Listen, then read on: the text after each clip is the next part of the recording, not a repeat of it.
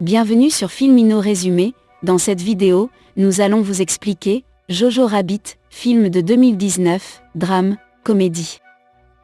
La ville fictive de Falkenheim, où l'Allemagne nazie commence à s'effondrer, est la maison de Jojo, un garçon de 10 ans qui garde Adolf Hitler comme son ami imaginaire mais ne peut pas lasser ses propres chaussures.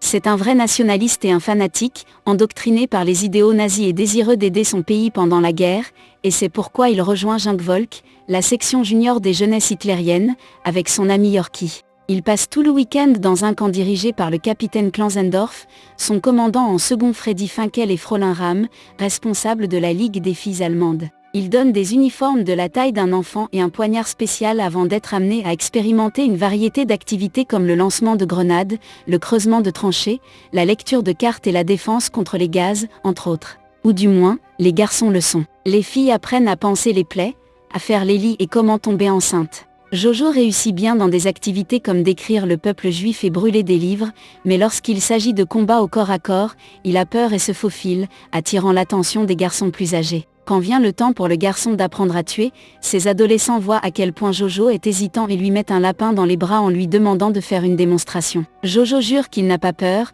mais il ne peut toujours pas se résoudre à le faire, alors il essaie de laisser partir le lapin. Cependant, l'adolescent l'attrape avant qu'il ne puisse s'enfuir et le tue lui-même, puis se moque de Jojo pour son échec. Comme il a peur comme un petit lapin, il commence à l'appeler Jojo Rabbit, ce qui le bouleverse et le fait courir dans les bois.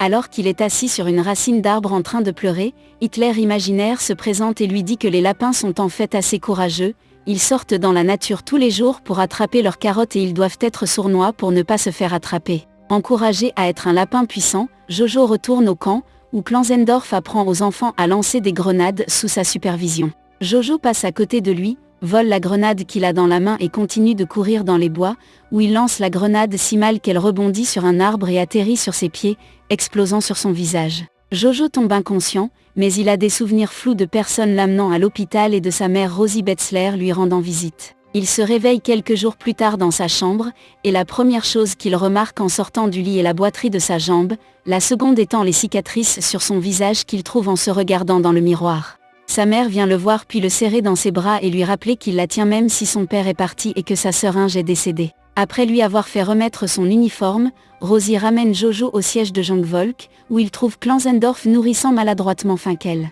Klansendorf a déjà été rétrogradé pour négligence, mais Rosie le frappe toujours à l'aine avec son genou et le gifle avec son gant, lui faisant promettre qu'il donnera du travail à Jojo, même si ce n'est pas sur le terrain, et qu'il se sentira inclus. Jojo est chargé de mettre en place des affiches de propagande dans la ville et de livrer les conscriptions, ce qu'il fait avec beaucoup d'enthousiasme. Un après-midi, alors qu'il travaillait, il trouve sa mère en train de regarder un groupe de personnes pendues à une potence sur la place publique, et quand Jojo lui demande ce qu'ils ont fait, elle répond ce qu'ils ont pu. Lorsqu'il rentre à la maison plus tard, sa mère n'est pas là et il commence à s'énerver lorsqu'il entend des bruits provenant de la chambre de sa sœur. Il entre dans la chambre pour enquêter et trouve une marque étrange sur le sol qui remonte le mur, alors il y insère son couteau et parvient à ouvrir une fausse section du mur. Il y a suffisamment d'espace derrière pour qu'une personne puisse ramper et divers objets éparpillés. À la fin, il est choqué de trouver une jeune fille, Elsa Kor, qui le suit hors de la pièce alors qu'il crie et court autour de la maison de peur. Elle le rattrape alors qu'il est sur le point d'atteindre la porte d'entrée et le pousse contre le mur, lui montrant qu'elle a son poignard et admettant qu'elle est juive, mais elle est là parce que Rosie l'avait invitée à se cacher chez elle. Si Jojo parle d'elle à quelqu'un, Elsa promet qu'elle dira que lui et Rosie l'ont aidé, ce qui les ferait également tuer. Après être retourné dans sa cachette avec son couteau, Jojo se précipite dans sa chambre et discute de ses options avec Hitler imaginaire. Arrivant à la conclusion qu'il devrait négocier, il attrape un couteau de cuisine et une casserole pour se protéger, puis retourne dans la chambre de sa sœur pour dire à Elsa qu'elle devrait trouver un autre endroit où vivre.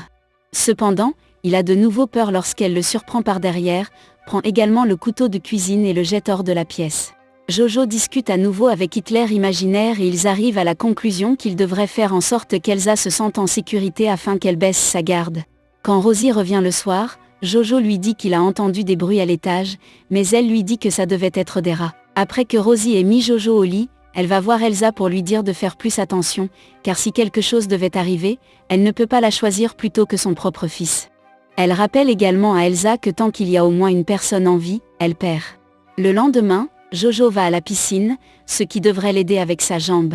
Il remarque que Klansendorf et Finkel sont là aussi, assis côte à côte et montrant la peur de Rosie. Après le départ de sa mère, Jojo s'approche d'eux et demande à Klansendorf ce qu'il doit faire s'il trouve une personne juive. La réponse est d'appeler la Gestapo, qui les tuera et qui les a aidés. Jojo se demande également comment on peut même identifier une personne juive, ce à quoi Klansendorf dit qu'il ne sait pas non plus et que quelqu'un devrait écrire un livre à ce sujet. Une fois rentré chez lui, Jojo essaie à nouveau de parler à Elsa.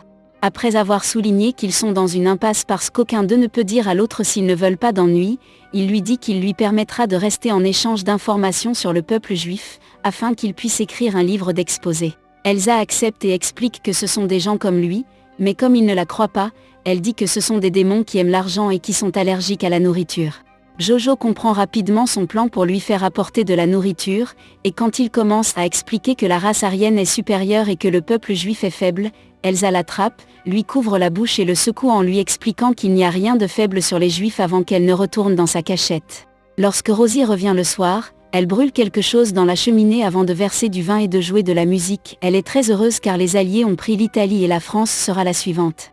Jojo commence à se disputer avec elle pour être contre son pays, alors Rosie coupe court à la conversation et lui dit de manger. Elle ne mange pas cependant, prétendant qu'elle n'a pas faim, et Jojo soupçonne rapidement qu'elle garde la nourriture pour Elsa, alors il décide d'avoir les restes pour lui-même.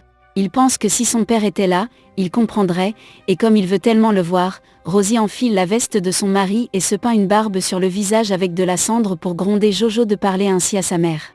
Utilisant la voix de son mari, elle lui demande également de prendre soin d'elle car elle fait du mieux qu'elle peut, puis elle monte le son et fait danser Jojo avec elle. Le lendemain, Jojo donne à Elsa un crayon et du papier pour qu'elle dessine où vivent les juifs et où les femmes juives pondent leurs œufs. Elsa commence à dessiner, mais elle refuse de répondre aux questions sur sa famille.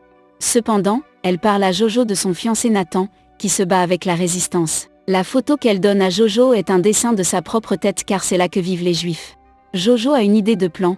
Il écrit une lettre prétendant être Nathan en train de rompre avec elle, c'est la lui lit, qui ne le croit évidemment pas, mais cela lui fait toujours mal d'entendre des choses aussi horribles à son sujet avec le nom de son fiancé attaché à elle. Elle se précipite dans sa cachette, et la voir si bouleversée et humaine fait que Jojo regrette tout, alors il écrit une nouvelle lettre alors que Nathan dit que la dernière n'était pas vraie et qu'il l'aime toujours. Elsa le remercie et lui demande de lui apporter plus de lettres à l'avenir. Il joue à un jeu pour savoir qui peut nommer les personnes les plus célèbres et les plus importantes à leur côté, et Elsa gagne lorsqu'elle évoque Jésus. Quelque temps plus tard, Jojo et Rosie se promènent au bord de la rivière, et Rosie lui raconte à quel point cette zone était différente. Il y avait des gens tout le temps là-bas, dansant et appréciant la romance, ce que Jojo méprise. Rosie pense également que les enfants ne devraient pas discuter de politique, qu'ils devraient jouer et grimper aux arbres, et que tout le monde devrait danser en signe de liberté. Jojo méprise également cela et décolle sur son vélo, Rosie le suivant de près. Lorsqu'ils atteignent la route, ils voient un camion de soldats rentrer chez eux, l'air sombre et vaincu. Jojo rentre également chez lui de mauvaise humeur, alors Elsa essaie de le distraire en lui racontant des histoires fantastiques ridicules sur son peuple. Il commence à s'échauffer avec elle et à profiter de sa compagnie, pour laquelle Hitler imaginaire le gronde plus tard, lui disant que son cerveau allemand ne devrait pas être dirigé. Après s'être endormie, Rosie passe du temps avec Elsa, lui disant qu'elle est heureuse de la voir et de la voir devenir une femme car elle ne pouvait pas le faire avec sa fille. Le lendemain, Jojo se rend au siège de Junkvolk, où il trouve Klansendorf et Finkel en train de se parler, le nez se touchant presque, une tension évidente entre eux.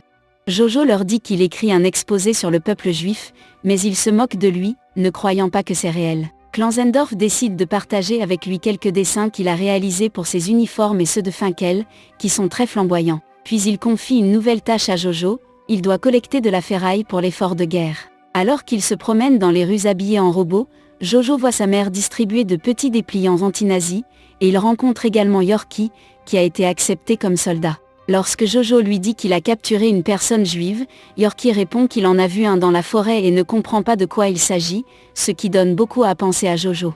Dès son retour à la maison, il rend visite à Elsa et lui offre des crayons de couleur qu'il a trouvés, mais il lui rappelle également qu'il est illégal pour un nazi et un juif d'être amis. Elsa souligne qu'il n'est pas vraiment un nazi parce qu'il ne l'a pas blessé, c'est juste un enfant solitaire qui essaie de trouver un endroit où s'intégrer. Ils acceptent de ne pas être d'accord. Après qu'Elsa se soit rendu compte à quel point elle était devenue sale, Jojo lui permet de quitter la pièce et de prendre un bain, elle emprunte même certains des vêtements de sa sœur.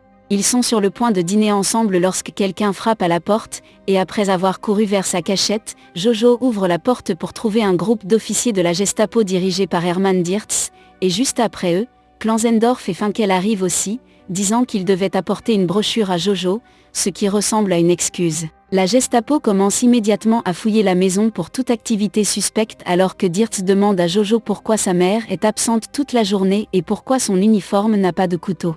Elsa se présente alors, portant les vêtements d'Inge et se faisant passer pour elle.